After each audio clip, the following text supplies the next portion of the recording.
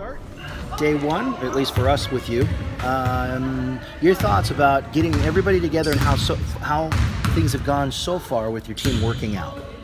Well, this team's amazing. They're full of just amazing people that all chose us to be a part of what we do and be a part of this culture, and that those things are in place.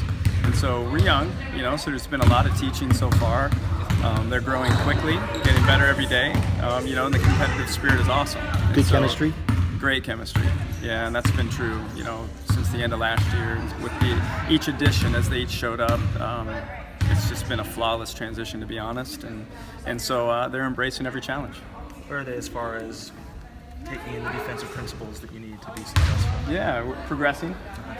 I mean, there's a lot of growth to be had there, of course.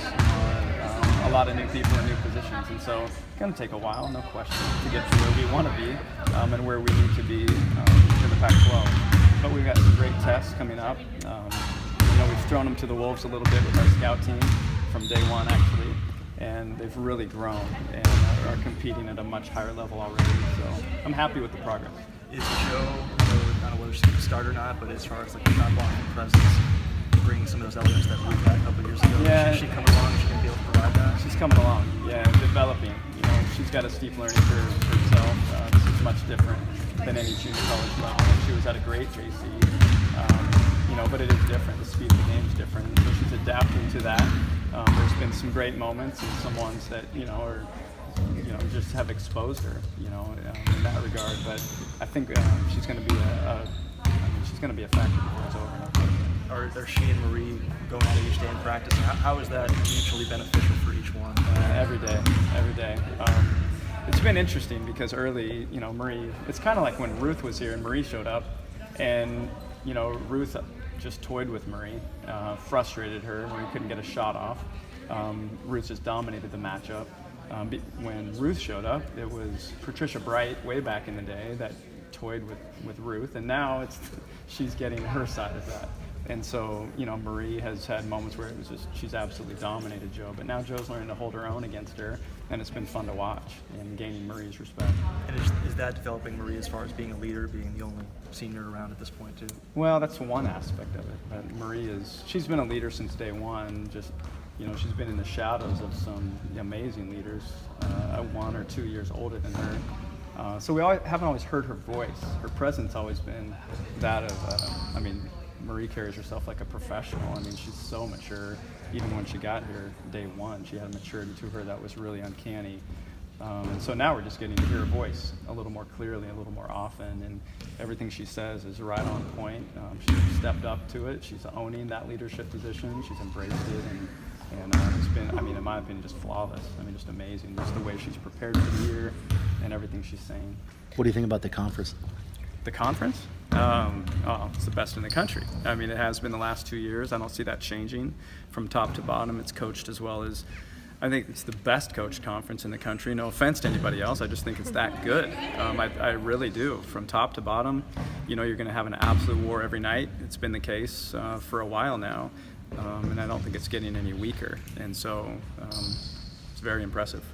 How's it coming off last season, losing so many talented players, but then also having some new fresh talent coming in this year? Yeah, we lost a lot. A year ago, we lost a lot. So over the last two years, we've lost 9 really significant contributors and amazing people and players. But that's college sports, so it's next up. And this team is filled with winners. They've watched closely what we've done, either whether their role was on the court or, at home, awaiting their turn to arrive. And now they're here.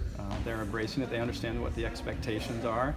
And to be honest, the expectations are just to come in and compete like crazy, build upon the culture that's already established, and do it their way. So of course, we'd love to win every game, every night. Who knows about that, though? You can't control that, but you can control the way you compete. And if you do those things, typically wins follow. And so I think they're stepping in the roles beautifully. Talk about the schedule and just having Notre Dame come into Corvallis and kind of what's that atmosphere going to be like, and as you as a staff, you guys excited for that matchup? Heck yeah. The Notre Dame game is one. Well, several years ago, it was maybe the game many of us have talked about that probably changed our program more than any other. We had built to a point, and then that day was an awakening where, wow, we could be really good. And the team really started to believe it, and the program started to believe it. Even I started to believe differently after that day.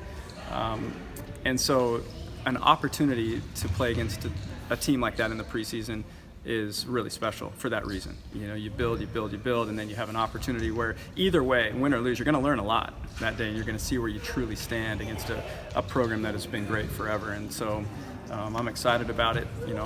It should be an amazing day in Gill, like it is, when we play, and that should be a special one. Katie had a big, sorry, go ahead.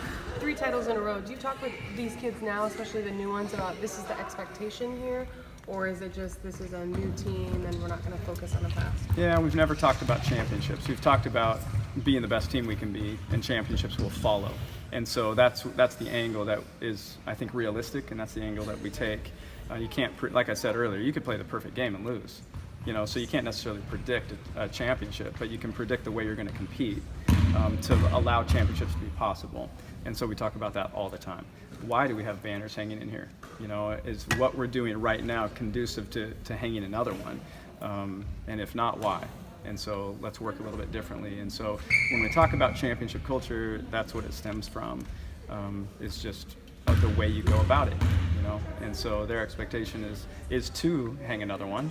And so they know that they've got to do the things it takes. At Pac-12 Media Day, you talked about, going to have to figure out a lot of things on the offensive end. Fortunately, you guys are a defensive team, so it will allow you time. But with Notre Dame coming, do you really have that much time, or is that game going to teach you a lot early on? We're going to learn a lot. I think we're going to learn a lot against North Dakota, and then Utah Valley right after that, and then Notre Dame, and then it doesn't end, right? It continues. And so I think there's so many lessons for us to learn that each one will be cumulative. When you have a team that can score as well as Notre Dame does, that it's going to be at a premium, and you better grow quickly, and so having that out there, I love. It's just one of those early season motivators where you're going to have to be at your absolute best to have a chance. But shoot, I think we're going to get that with North Dakota right off the bat too. With Katie, I know she's been a versatile piece for you. Do you want her to fit more into one specific role, or do you like that versatility and want to continue in that same way? Yeah, that's a great question. Katie is such a dynamic player. I think versatility is her strength, actually. I think that's one of the things that really allows her to be who she wants to be. She wants to basically make everybody's life on the court easier, and now she knows that she has to step up her offensive game from a aggressive standpoint and impose her will a little bit more often than she has in the past. It's just clear. I mean, it's her turn, along with Mick and others, and so I can see her playing multiple positions still though this year, and I think that allows us to be different at different times, and I think that's necessary. Are you prompting her in practice to give you more of that offensive firepower, or does she, like you said, understand it and take it on her own? All the time. I mean, that's, her personality is to not defer, but her personality is to distribute. That's her character. It's her game. She's, I think, the best passer I've ever coached. She sees the floor differently than anybody I've ever coached. And she's 6'2", so she's got the height to see. And so creating is just what she does. Her team tends to always win, and she might not have a huge line, but you look at the game, and she impacts the game in so many ways, just through angles and her IQ and making the right play at the right time. And so yes, I'm not letting her ever miss an opportunity to be aggressive. And that's what our coaching staff is really maybe holding her to at a different level this year, because we need it a little bit more. But I think it's just the evolution of the game where she's at right now.